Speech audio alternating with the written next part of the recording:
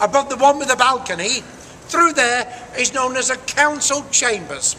And it was in the council chambers in 1605 a man called Guy Fawkes was interrogated. Guy Fawkes is a man that we all remember as being the person who attempted to blow up the Houses of Parliament with King James I inside it. Failing to name his helpers, his accomplices, he was sent from there to the White Tower's torture chambers to be tortured on the rack for 2.5 hours. 2.5 hours being the amount of time it took us to extract the information out of him that we needed. He returned back to the council chambers, broken in mind and spirit, and just about everything else, and about 7 inches longer than he was before. And he told us everything that we needed to know on his own free will. Although we celebrate Guy Fawkes Night on the 5th of November, because that was the day he would have blown up the Houses of Parliament. However, Guy, he was taken to Tyburn, nowadays known as Marble Arch, where he was hanged, drawn and quartered in January of 1606. Behind me is the world famous, or should I say infamous, Traitor's Gate. Why is it called that?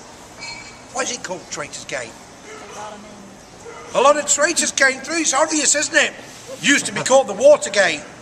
Don't mention that very much nowadays. Yeah, Traitor's Gate because of the traitors that came through it. People like Queen Anne Boleyn, Queen Catherine Howard, the 2nd and 5th wife to King Henry VIII. One future queen, the young Princess Elizabeth Tudor, cried her eyes out on this top step. Lady Jane Grey, the uncrowned queen for only 9 days. 2 saints, Sir Thomas More and John Fisher. 3 bishops, Cranmer, Ridley and Latimer, known as the 3 blind mice. Have you all heard of that rhyme? Yeah, we all know 3 blind mice. Well, it's a true story. The 3 blind mice were taken from here, off to Oxford, where they were burned alive at their stake. That great adventurer, Sir Walter Raleigh. More about him in a moment. Mel Gibson. Not really. Having ascended these great steps, the prisoners would then be taken off to the various towers. Look, there's a prisoner. Get back in your cell. Or often they would be taken up to the main gates. They would be handed over to the sheriffs of London for their executions. At either Smithfield for burning at the stake, now a meat market. Tyburn to be hanged, drawn and quartered. Or straight to the top of the hill, Tower Hill, for beheading. Now behind you, you will see the Bloody Tower, named by Queen Elizabeth I because of the many atrocities that happened inside that very tower. One of the many was a death. The death of the 2 boy princes, the boy King Edward V and his younger brother Richard, the Duke of York. One was 12 years old and one was 10 years old. How old are you, sir? 13. 12-year-old boys anywhere? 10-year-old boys anywhere? Yeah, you'll do. You'll do. Yeah. 2 boys like this, brought here by their Uncle Richard, the Duke of Gloucester. The Duke of Gloucester. I shall look after the young boys here in preparation for the elder boy's coronation. You were going to become the next king, weren't you, sir? You never quite made it, though, did you?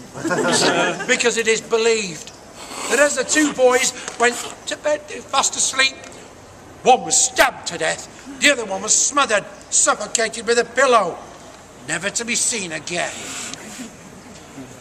All of a sudden, Uncle Richard, the Duke of Gloucester, he became King Richard III, also known as Tricky Dicky, until 191 years later, a large wooden chest was found just round the corner here, just below the dirt.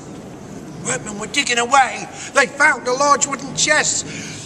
What do you think if you found a large wooden chest in your garden, Mum, yeah? If you found a large wooden chest, broke it, what do you expect to find inside? treasure. Gold, yeah, you're right. Diamonds, gold, sapphires, emeralds. When they did force it open, they looked inside. Not a single diamond, because all they did find was a skeletal remains of 2 small children. Experts of the day believed that these were the 2 boy princes. They had them placed into an urn designed by Sir Christopher Wren and then transported off to Westminster Abbey, where they were buried in Innocents' Corner. They lay there to this very day. Earlier on, I mentioned Sir Walter Raleigh.